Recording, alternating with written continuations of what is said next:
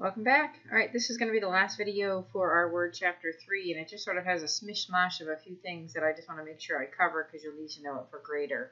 So the first thing is we're going to learn how we can insert text from a file. So let's say you have a scenario where you're working on a group project and you're working on part 1 and somebody else is working on part 2, and then what you want to do is take the text from their file and bring it into your file. So, and some of you might be saying, well, couldn't I use copy and paste for that? And you could. That's one way to do it. But this is another method that actually I think works in some ways a little bit better. But you're basically inserting all of the text from the file.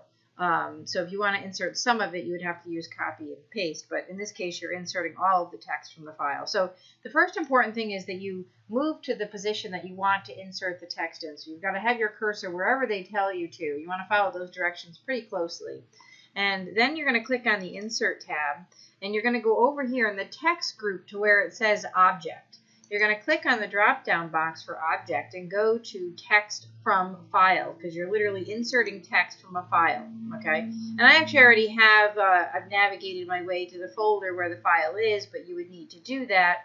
And I see here that there's this Word 3 script data 2, and I'm going to click on it, and I'm going to click Insert. And you'll see what happens is the table that was in that file has now been inserted into here. So if I were to actually go and open that file right now, you would see that that's literally the only thing in there. See, that was the only thing that was in there. So it inserted the complete contents of that file into this file here. So all I did was I had my cursor where I wanted it to. I went up to Insert, I went to Object, and then I went to Text from File. Okay, so that's the first thing that I want to teach you. Second thing I want to teach you is how you auto-fit the contents of your cell. And what that means is, first of all, I'm going to select the table. Remember, we click on that little bar there that selects the whole table. Notice how this column width, right, is longer than it needs to be. Agreed? So it could be a little bit shorter. This one is about what it needs to be, and this one is definitely longer than it needs to be. Now, whether it's too short or it's too long, the idea behind AutoFit is it's going to auto-fit it to the longest entry. So I'm going to go up to the Layout tab here, and then I just click on AutoFit, and you see here that it has the option of AutoFit Contents. And so when you click AutoFit Contents, you can see how it shrinks it down basically so that the column width is only as long as it needs to be to show the longest entry.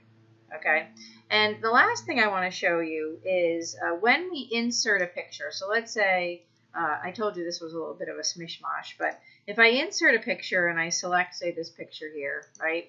I taught you all about how to change the layout, for example, and that's sort of an important thing.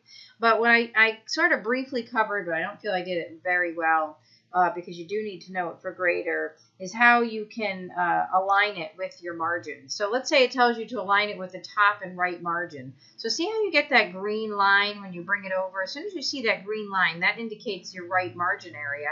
And if I bring this up, you'll see that right here I'm aligned with the top of that paragraph and my right margin. And so if I let go, that would mean that it's aligned with the right margin and the top of my paragraph. So see, like if I only bring it this far, I'm not aligned with my right margin. But as soon as I bring it this far, and you want to be careful you don't go too far. If you don't see that green line anymore, you're not aligned, right? And so when you let go, you'll see that you are aligned with that right margin. So that's it. That concludes Chapter 3. Hope you enjoyed it.